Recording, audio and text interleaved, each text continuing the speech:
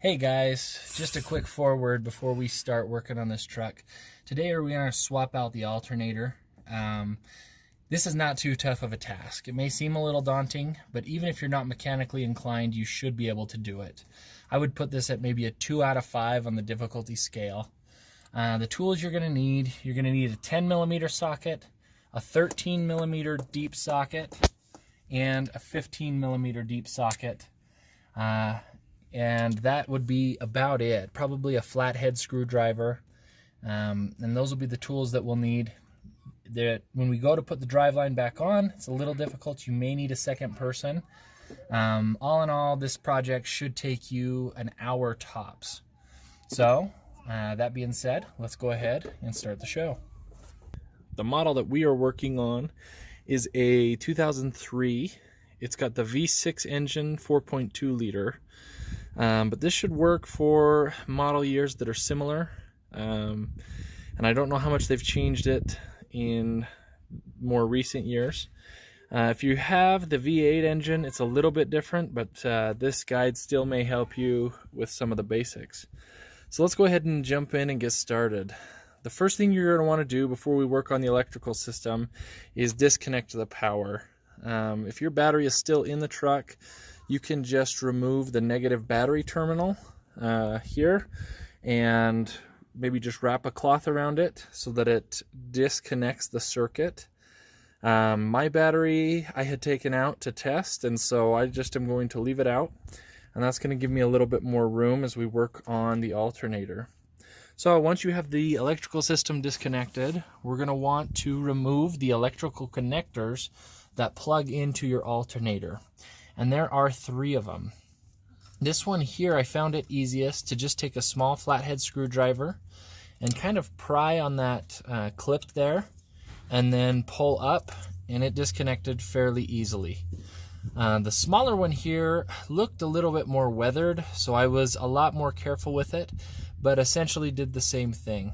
Took my flathead screwdriver, loosened it, and was able to just pull it right out. Now the third one that's here on the back has a protective rubber boot, and I just pulled that up to expose the nut that is holding that on. And it is a 10mm nut that you're going to go ahead and loosen. We'll take off this wiring harness, and then I, for the time being, would put that nut back on the alternator. So let's go ahead and do that, and I will show you what the next step looks like.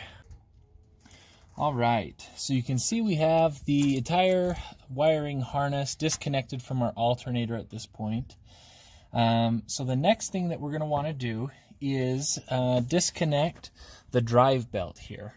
And we're going to be doing that by releasing the pressure on the belt through the tensioner pulley, which is, I don't know if you can see it, but it's the pulley that's down from the alternator itself. If I pull that radiator hose out of the way. And what you're going to do is take a 15mm socket on a socket wrench, put it on there, and twist it as if you were loosening the bolt. And that's going to rotate the pulley to the point that you can slip it off of the alternator. Just like that.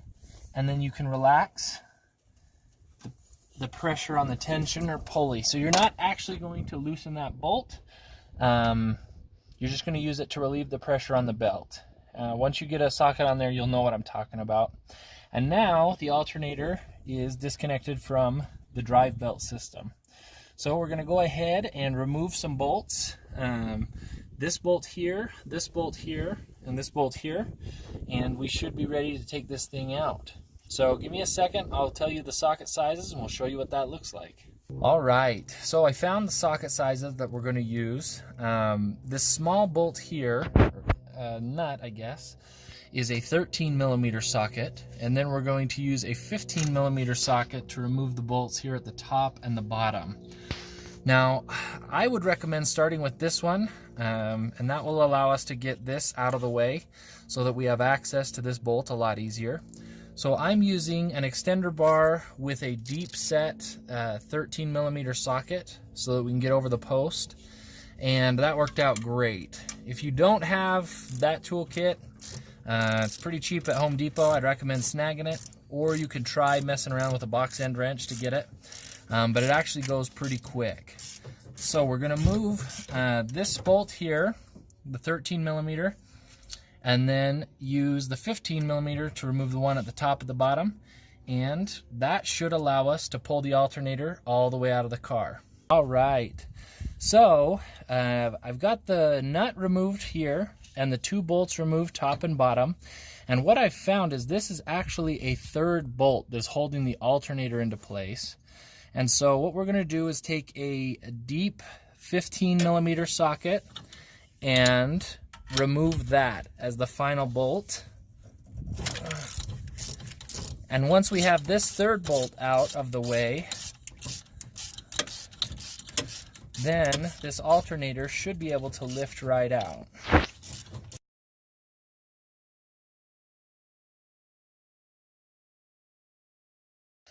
Okay, so we've got that third bolt lifted out, or out of the way, and we should be able to lift our alternator up and out. Now, putting in the new alternator will be those steps in reverse. So let's go ahead and get that part started. All right, so here we have the new alternator that we're going to put in place of the old dead one.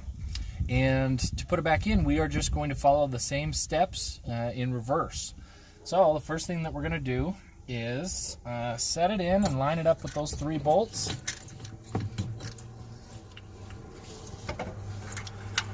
And go ahead and put those in.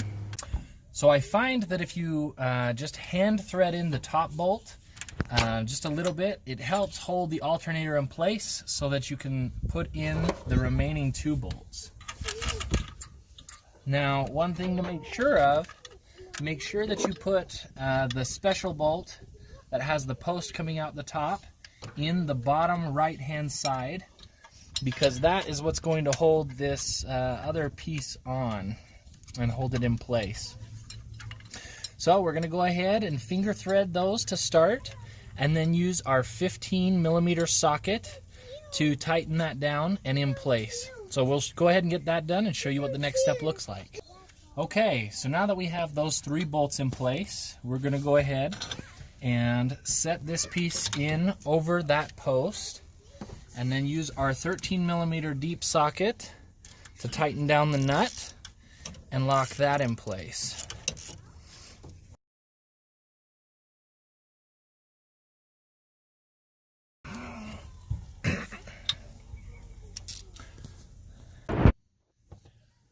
Okay, so now that we have those bolts in place and everything on the alternator is locked down, the next step is going to be probably the toughest. And we just need to rethread this drive line around all the pulleys.